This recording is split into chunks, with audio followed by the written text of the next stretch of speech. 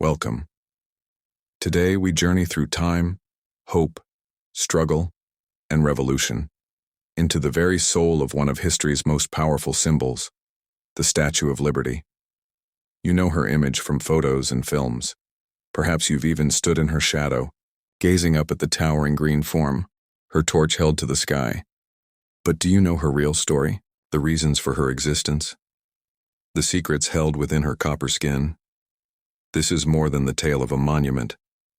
It's the saga of millions of immigrants crossing oceans for a new life, of revolutionaries who risked all for freedom, of a profound friendship between two nations, France and the United States, and of how hope can be built piece by piece against all odds. This video is for anyone who has ever felt lost, for anyone searching for light in the darkness, and for anyone who still believes in something greater than themselves. So, sit back and open your heart. Once you know the true story of the Statue of Liberty, you will never see her in the same way again. This narrative is ideal for enhancing your English. Told in clear, simple language, it is rich with emotion, powerful vocabulary, and a natural rhythm.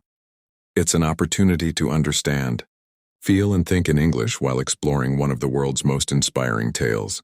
Let's begin. Part 1. The birth of an idea. The year is 1865. The American Civil War has just concluded.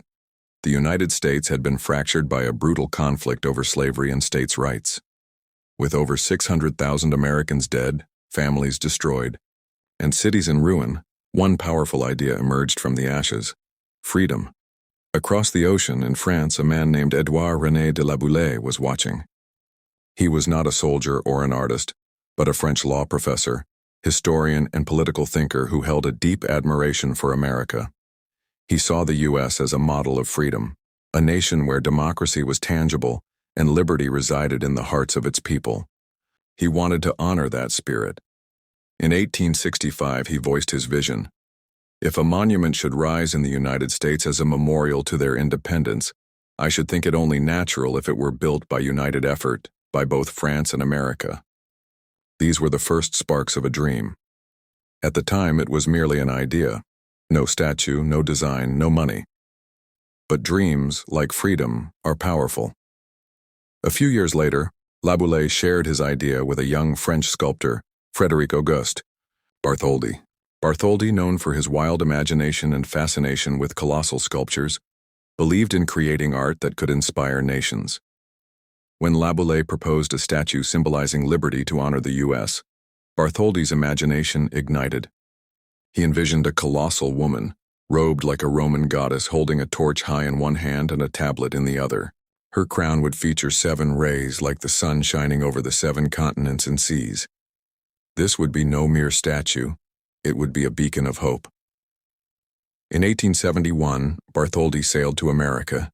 He toured cities, met with politicians, studied American culture, and became captivated by New York Harbor. Upon seeing Bedloe's Island, he knew he had found the spot. "This is the place," he declared, "the gateway to America. The statue must stand here." Why? Because it would be the first site for immigrants arriving in the USA, a light, a welcome, a promise. But there was a significant obstacle: money. Building such a monumental statue was incredibly expensive. A deal was struck. France would fund and construct the statue itself, while America would fund and build its pedestal. This was easier said than done. France was grappling with political chaos and poverty. In America, still recovering from the Civil War, people were focused on rebuilding their lives. Convincing anyone to donate to a statue seemed an impossible task. Still, Bartholdi was undeterred. In France, he collaborated with the brilliant engineer Gustave Eiffel, yes, the man who would later create the Eiffel Tower. Together, they designed the internal metal framework that would support the statue against wind, rain, and time. Bartholdi began by constructing the arm holding the torch, wanting a physical piece to inspire people and generate excitement. He built it to an immense scale. The fingers alone were taller than a man.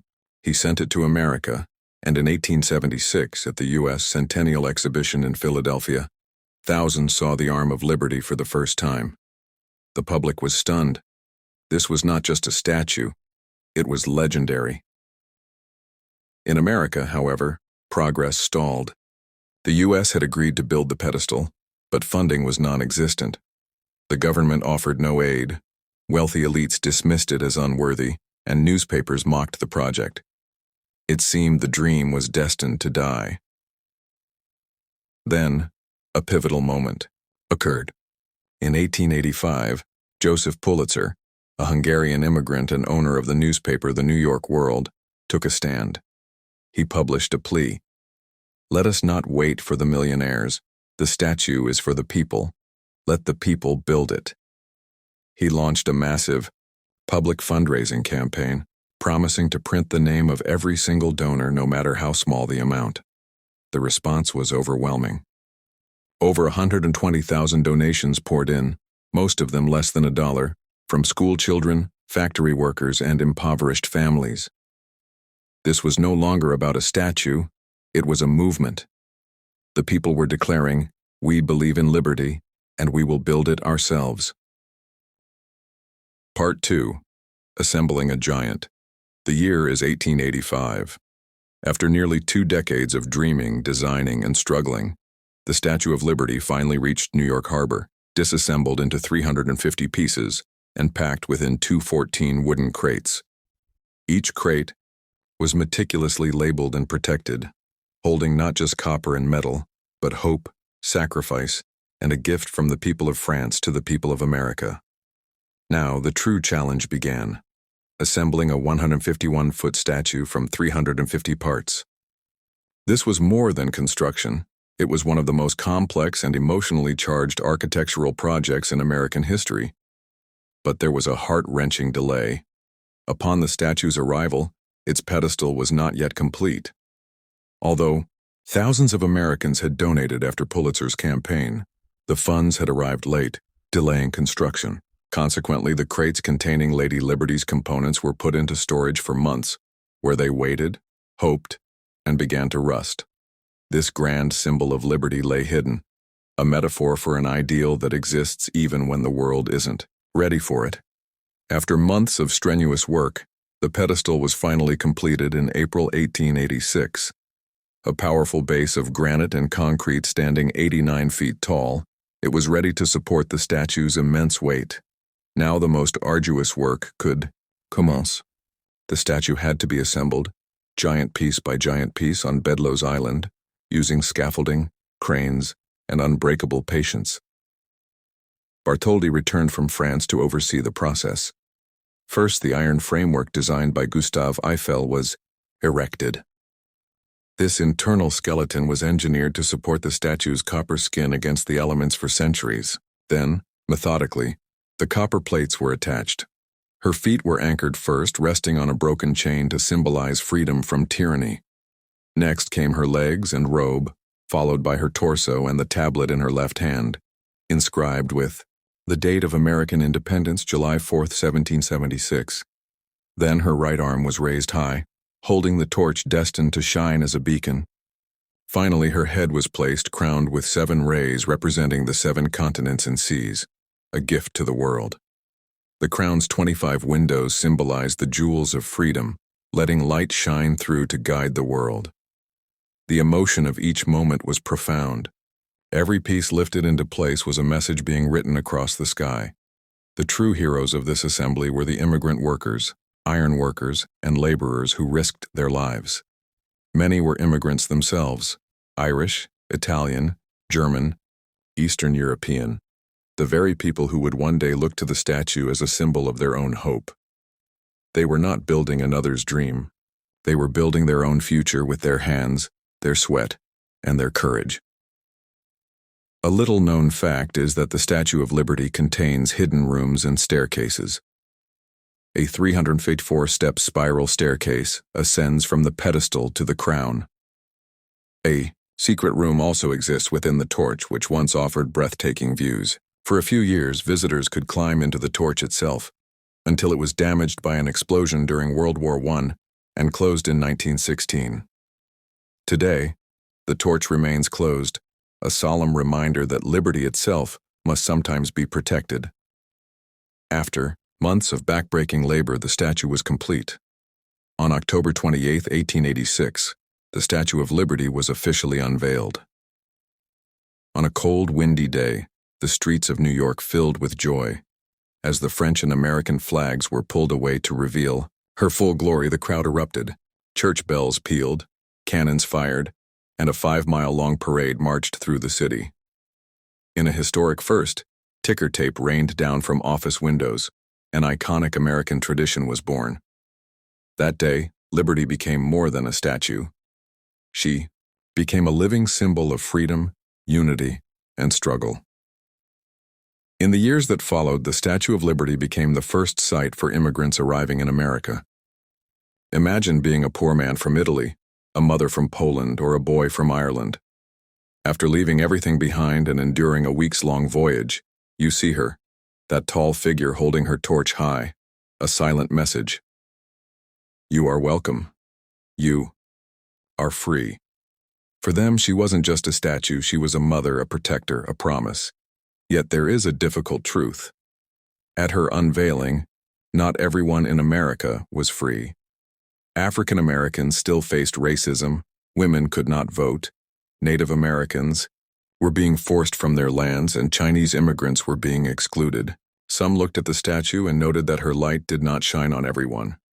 They were right. But the beauty of liberty is that it does not demand perfection, it invites progress.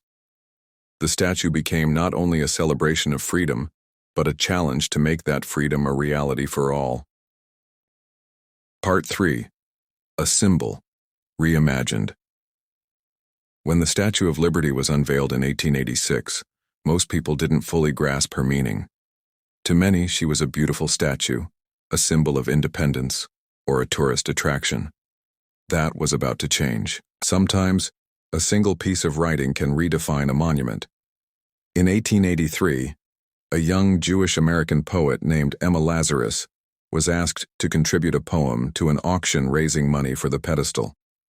As the daughter of immigrants who had witnessed the pain of refugees fleeing persecution, she wrote not of politics or nations, but of the unwanted, the tired, and the lost. She imbued the Statue of Liberty with a new voice, that of a mother welcoming her children. Her poem was titled The New Colossus. Its famous lines read, "Give me your tired, your poor, your huddled masses yearning to breathe free, the wretched, refuse of your teeming shore.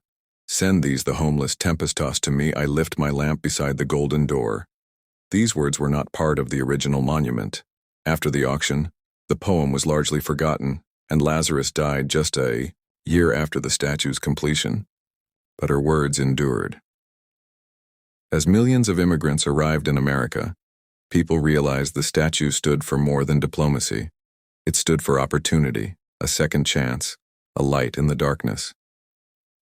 In 1903, the poem was engraved on a bronze plaque and placed inside the pedestal. From that moment, the statue's meaning was transformed forever. She was now a mother to exiles. Just a few hundred meters away lies Ellis Island, which from 1892 to 1954 served as the nation's primary immigration station. Over 12 million immigrants passed through its halls.